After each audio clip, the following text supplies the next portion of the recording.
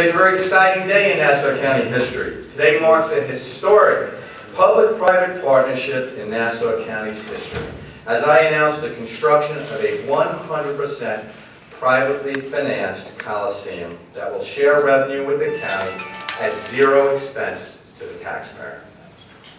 The foundation of today's success is credited to two industry giants: the Madison Square Garden Company, known as MSG, and Nassau Events Center, an affiliate of Forest City Enterprises, also known as NEC, who competed in a challenging process resulting in the submission of two excellent, compelling proposals. In fact, it was the unanimous sentiment of the RFP committee that in most regards, both MSG and NEC had submitted compelling, achievable proposals for the hub. Both had the financial and managerial capacity and expertise to successfully execute a meaningful development of the Coliseum and construction of the adjacent plaza area, bringing new and exciting economic activity to the hub. In that regard, I want to thank Hank Ratner and his staff at MSG and Bruce Ratner and his staff at NEC for their commitment to Nassau County. I truly wish I can engage both proposers here. Just before today's announcement, I spoke with both Bruce Ratner and Hank Ratner, and I thank them for their commitment to Nassau County. I thank their staffs, their professionalism, for producing and engaging in an open, competitive process which put the Nassau County taxpayer first. Today I announce the proposal provided the best opportunity for Nassau County, the best opportunity for our residents, one that will create jobs and opportunities, one that generates the greatest revenue for the county, completely relieves the county of costly capital expenditures, and will provide years and years of quality of life entertainment at our Coliseum. I'm pleased to announce that Nassau Events Center is a successful proposal to transform the 43-year-old Nassau Veterans Memorial Coliseum and Plaza into an attractive, first-class destination for family fun, sports, and entertainment. Again, I'm pleased to announce Nassau Events Center as a successful proposal. This was also the unanimous recommendation of the county's RFP committee. Accordingly, I will send the NEC lease to the Nassau County Legislature, which is the next step in the approval process. Again, this lease has been signed by the proposer. It contains all the negotiated terms and conditions and is immediately ready for consideration and approval. NEC will invest a minimum of $229 million in renovating the Coliseum and Plaza to create a first-class sports entertainment destination here in Nassau County. During the initial 34-year lease term, Nassau County will receive 8% of gross revenue, 12.75% of parking fees, with a minimum guaranteed payment of $4 million a year, escalating by 10% every 5 years, resulting in a minimum lease payment of the term of $195 million to the county. With options exercised, the minimum lease payment grows to $334 million. Similarly, the plaza area, now just concrete, will be transformed and will generate the greater of $400,000 a year in rent, or 8% of the gross revenue, whichever is greater. Importantly, Nassau County maintains rights for future development at the site. Although the decision was not easy today, there were points that the committee emphasized when recommending NEC. In an effort to continue an open and transparent process, I'd like to share with you them today. First point, distinguishing point.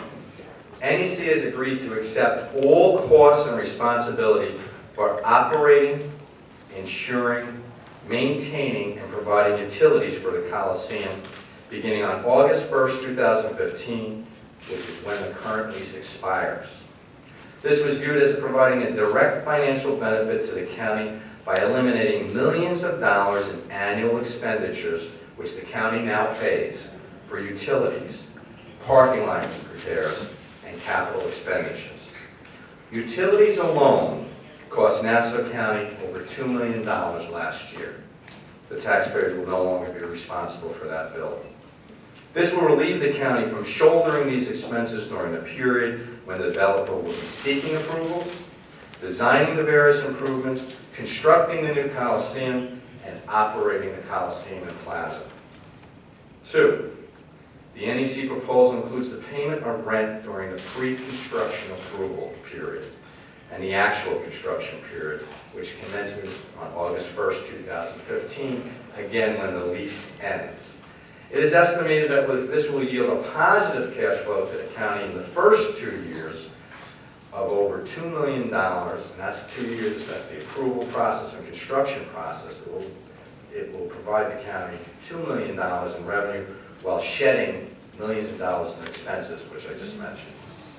3, the minimal annual rent paid by NEC upon completion of construction for both the Coliseum and Plaza improvements is $4.4 million, or $1.4 million per year more than MSG's proposal on the base minimums.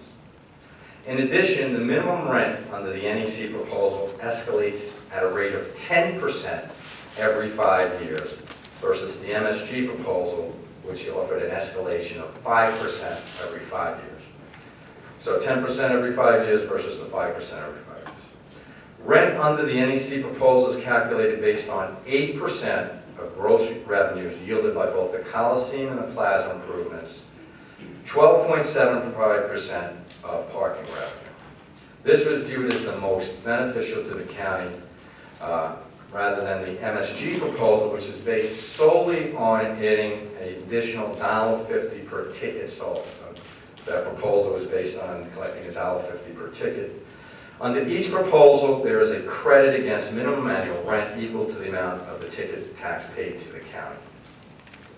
4, according to the county's financial advisor, Public Financial Management, the total minimum rent paid over the initial 34 years of the lease for MSG is $112,109,840. So $112,109,840 for MSG versus for NEC $194,522,894.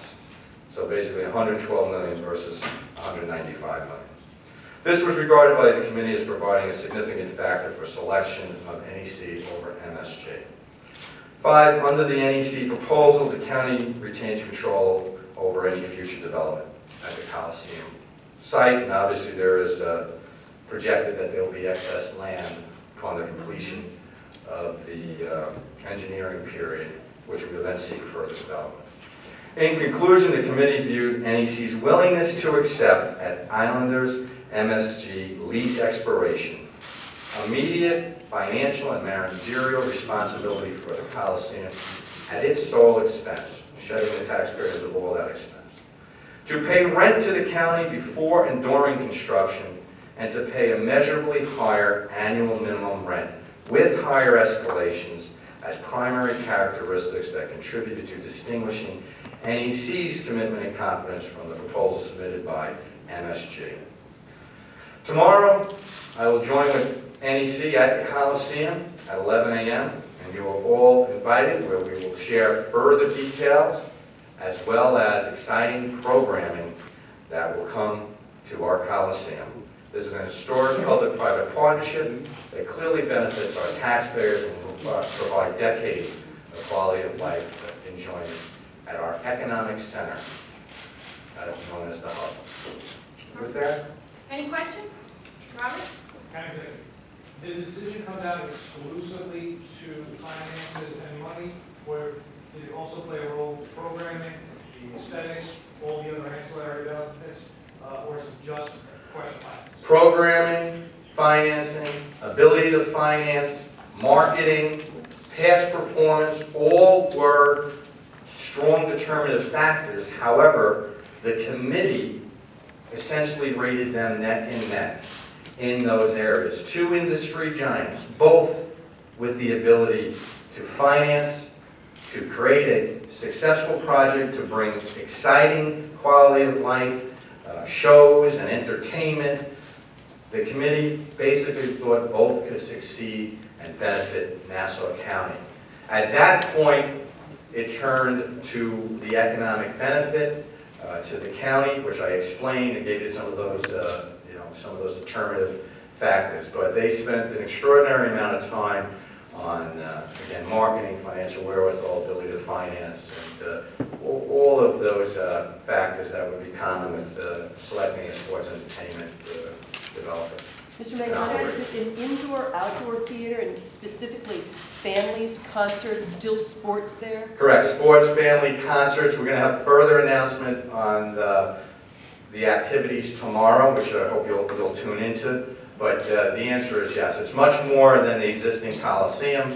There will be development of the plaza. There will be indoor and some outdoor activities that invite families down to enjoy more than just a couple hours at the site, but enjoy hopefully longer than what they traditionally do right now. To create a real destination and build on that destination. It's a major economic center for our county that's been underutilized, and we look forward to really building something very exciting that I'm certain will attract people from beyond our borders to visit our great county. Sir? What will the timetables be? How long will it take to get through the first phase? Right. Tomorrow, we'll comment more on the construction schedule when the developer is here, and I think that you should hear it from them. But and generally speaking, they agree to get going on the engineering upon approvals of our county approval process, and I'll take it from there. And they are looking to move forward as rapidly as possible. But a year to 2 years in that phase in order to have a newly constructed, renovated Coliseum. And I should say that there'll be further development down the road that we will explore to further enhance that area. Next question, Dan. Will NEC be seeking financing or tax concessions from the IDA? We can have our finance people comment on that. We'll get we'll get it to you at the end here. We'll have them come up and they can talk a little bit about how they're financing it. Or is that being done tomorrow? What? Later? Okay, we'll address that today. But again, that type of information again tomorrow we'll be expanding on. You should know that the committee concluded that both MSG and NEC had the wherewithal to successfully finance the new arena. Next question, Jill. So this has been going on obviously for years. Are you confident that nothing will derail this at this point? You have the legislature backing NIFA. I would encourage all to get behind the Long Island yes. This is a very exciting proposal to attract the two industry giants. We set forth a plan that's 100% privately financed. Quite frankly, the bickering and one-upsmanship needs to stop. We need to move forward for the taxpayer. This plan gives us a clear road to success, and I would hope everybody gets on board. I did speak with NIFA. I spoke with the chairman. Very encouraged. He gave us his support to move quickly. If there is any involvement, which they're not sure, because again, this proposal, unlike any other proposal, has zero expense for the taxpayer. There's no expense here. We've shedded all of our liabilities and expenses that would cost us dearly right now, from utilities to putting in new seats, to buying new scoreboards, to fixing the roof. We no longer will shed that, meaning the taxpayer no longer will shed the responsibility of those costly expenditures. And this is a public-private partnership where we share in the revenue and not the expense. And with the minimum guarantees, as I outlined, it is a very attractive proposal for the taxpayers here in the county. And with their envisioned success, we will achieve a lot greater revenue than the base minimums which we put in there. But we're encouraged with the base minimums. Next question, Mona. What do you have to say to fans of the Islanders and how this deal what kind of role will they play? Well, again, we'll be talking about it a little bit tomorrow, but in the NEC proposal, as you know, as they released publicly, it does include Islanders playing a number of home games right here in the Coliseum. Next question is Paul. I was actually gonna ask that question for it. It was 6 games proposed, so that's still the case? Correct, there's a minimum of 4 regular season games and 2 pre or post. And is there any talk at all about breaking their lease and leaving early? There's no talk, there's been no discussions not contemplated in the contract. The contract assumes a August 1st, 2015 at the lease expiration, and then this new lease comes in. And the There's been Brooklyn no Nets talk. too? The Brooklyn Nets would be coming here too? Yes, and I prefer that they comment on it, but there'll be at least a Nets game in the mix as well as other sporting events that they'll announce tomorrow. Next What question. what is their plan for the Coliseum, and was it more important to you what they were going to do with that facility or with the plaza and land around it? It was important really on 3 counts, because basically 3 phases here. There's phase 1, which is the Coliseum itself, the existing Coliseum. We wanted to make sure we can keep that economic engine going. It's an important economic center. We not only wanted to keep it going without interruption, but build on it. 2, the concrete area around the plaza is underutilized. It's, some would argue it's an eyesore, and it presented a great opportunity to provide a home downtown type entertainment atmosphere, and they're going to move forward in that regard. And then phase 3, which will become clearer after the project is engineered and goes through the town process, there should be, and there is expected to be excess land that will remain open for phase 3, which could provide complementary development, complementary industries, could be medicine, biotech, or other exciting industries that may fit in to the property. But here's the realistic part. Realistically, moving forward, we have a very realistic public-private partnership, no expense to the public, that will create a brand new arena as well as an entertainment downtown area. What does that mean when you say downtown area? Well, they'll have restaurants, and again, they'll expand on this tomorrow, but restaurants and other entertainment venues where you could spend time before and after any event that you may be attending, whether it be a sporting event or a family event. Restaurants and themed restaurants.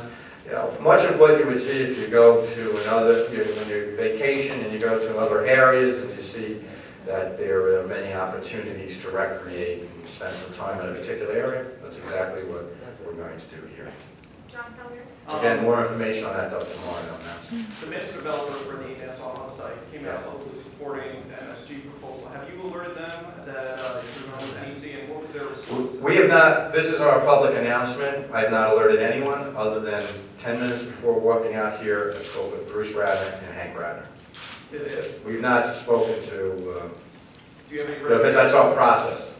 Do you have any reservations? No, the county retains all development rights, and that means the county or its designee will represent the county when doing further development.